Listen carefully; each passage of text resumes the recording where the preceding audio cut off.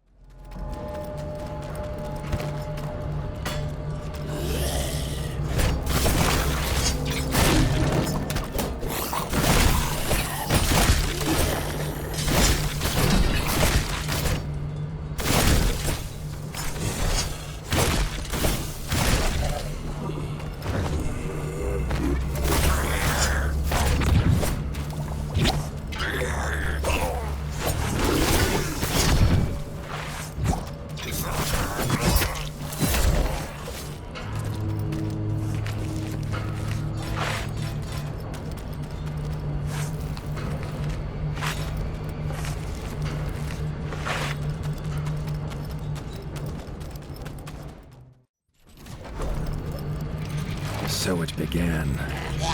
Side by side, the king and the warden hacked a path through the baths to the walls of Cauldron Castle.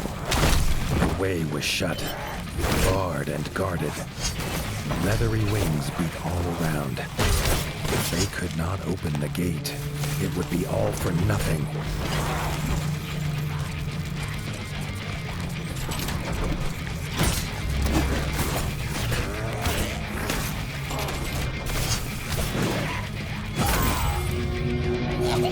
Reggie sounded his horn.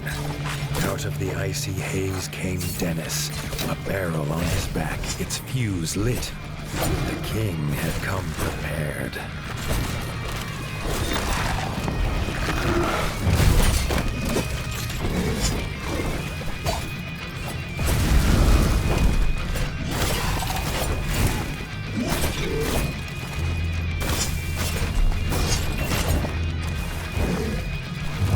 The gate was shattered with a boom that echoed across the mountainside. It was a hammer blow to their enemies' hearts.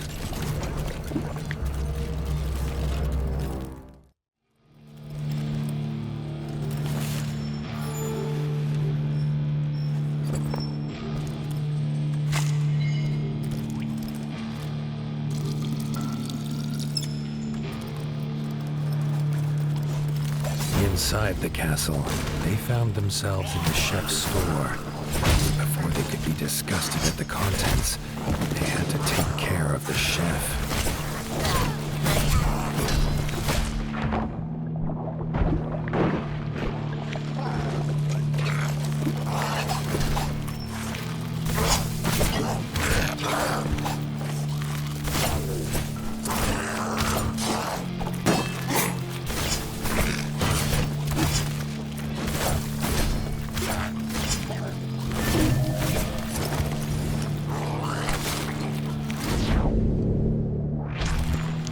They moved in step, a flawless dance of blood and vengeance. Neither knew that their own blood united them, but perhaps, just then, they felt it.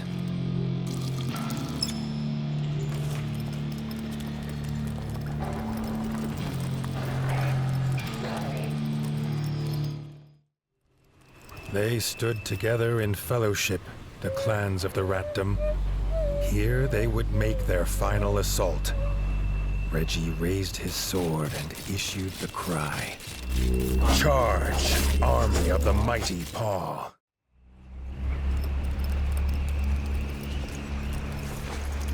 Emerging through the mist at the base of Mount Cauldron, Arlo came upon the king, locked in combat. Count Kazakh and his undead Sky Scorcher. Arlo rushed to his side. But again, he was too late. The Sky Scorcher was gone, flying to the summit with the king in its claws. The despair took hold. Just then, he heard his friends fighting on. He could not abandon them. He stood tall.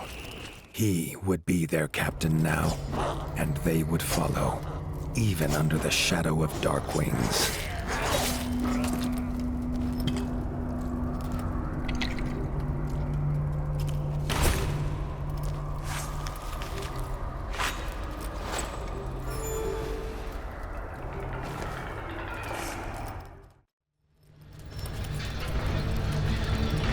Arlo found Rita battling the Darkwing Smith, but the Smith's mighty hammer soon overpowered her.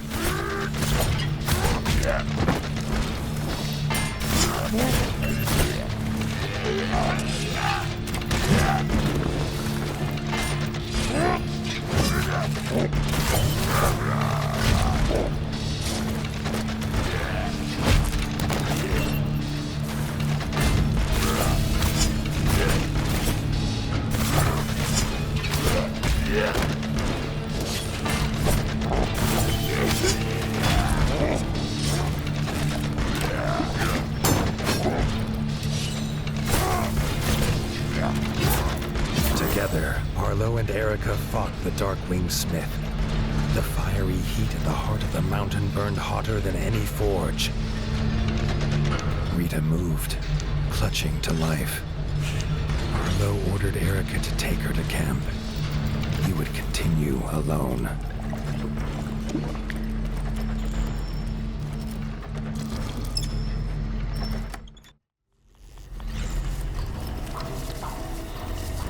His whiskers twitched and crackled. There was dark magic here. Sky Scorchers in cages, abominations made by some spell.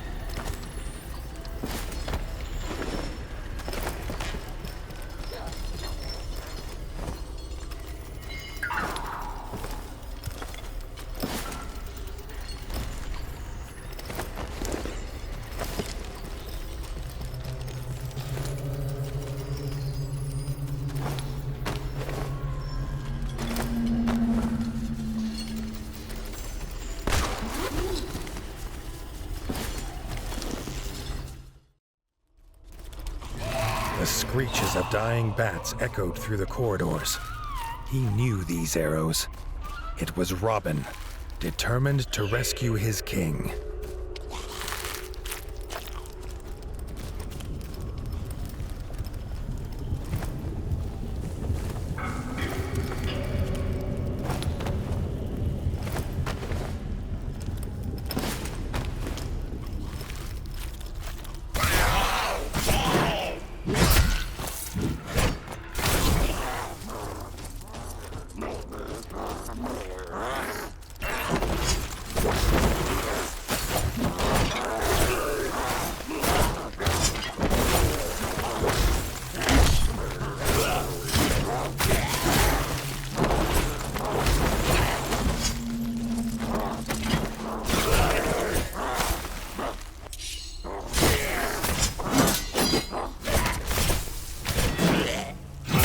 blades slashing and arrows flying, they fought their way toward the summit.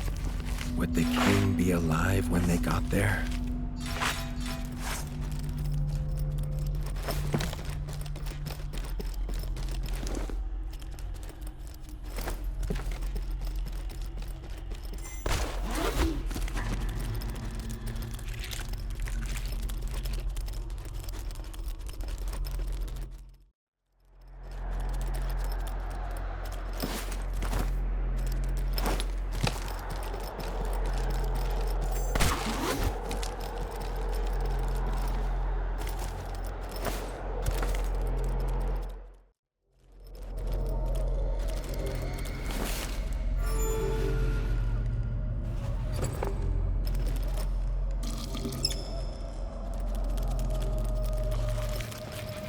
They entered the huge throne room. They finally set eyes on the foul, laughing figure of Count Kazak, sat on his icy throne. Bertel kneeled exhausted before him. This pained the warden more than he could explain. Kazak left his beast to fight them. He had a king to kill. Arlo and Robin fought with all they had, their hope driving them on.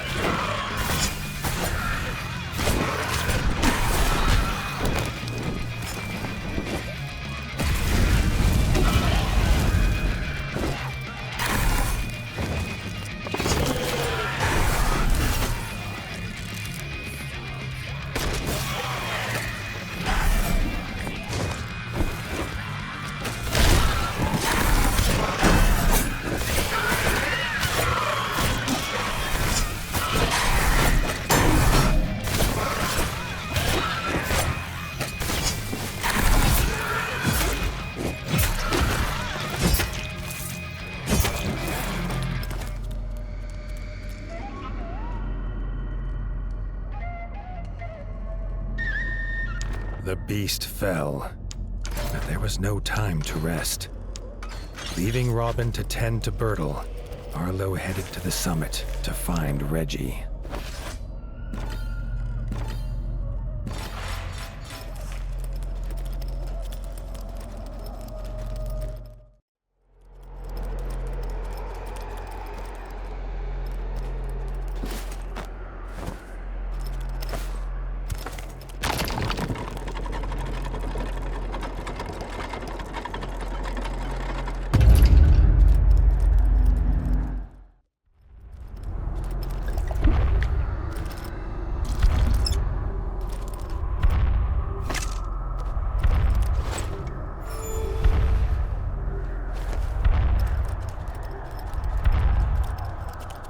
The icy wind bit at his fur as he emerged on the peak. He saw, silhouetted in the mist, Count Kazak, and in his claws he held King Reggie, dangling over the edge. With a shriek of victory, the Count let go of the king and seemed to melt into the fatal mist. They flew into battle. The warden and the Count's weapons clashed, echoing across the mountain.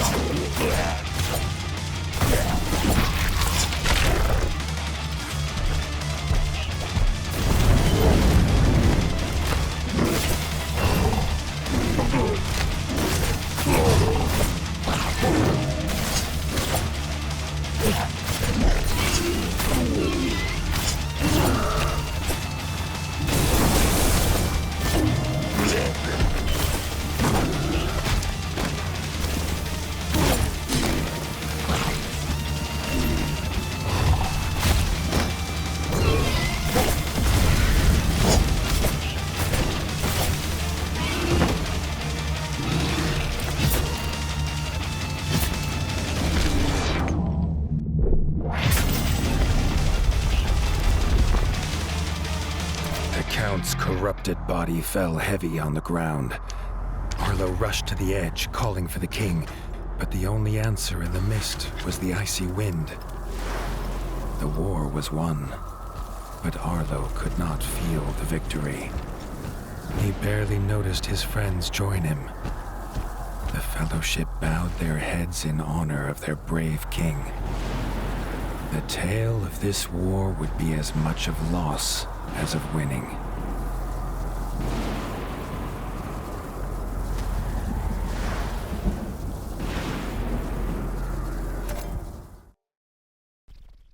They returned to the Crimson Keep in near silence, each with their thoughts. There would be no victory parades.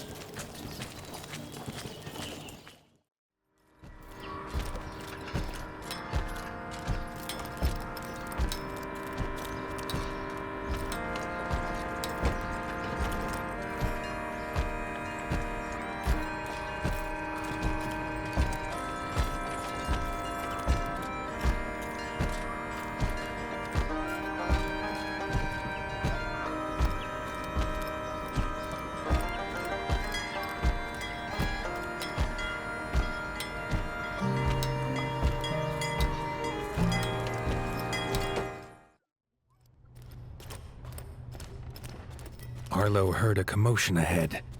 In the throne room were raised voices. Bertel stood in front of Reggie's throne, holding the crown, asking who should now carry this burden. Dennis barged forward to claim it. He was brother of the king. It was his by birth. Robin stepped forward and proclaimed that Arlo was rightfully king. Without him, there would be no kingdom to rule. He had proved himself on the peak. He was not alone. Leaders of the clans stepped forward and echoed their favor of the warden. Arlo objected. He had no claim here. Bertel slammed his staff into the floor to silence the rising voices. He had a secret to tell. Arlo's father was King Ratas. Bertel himself had delivered him as a child to the warden. He had a claim, if he was willing to take it. Arlo felt the truth of it, and the paw of destiny seemed to push him forward to take his place upon the throne. Bertel placed the crown upon his head. The weight of rule was his now. Dennis had been forgotten in the shouts of joy from the clans. He raised his blade and swore vengeance. It was his birthright, and he would reclaim it from this usurper. Arlo set aside the warden and became the king. A new dawn broke over the land, bright and clear. The king sensed it would not last. The promise of his half-brother would surely mean war would come again. But that, as they say, is a tale for another time.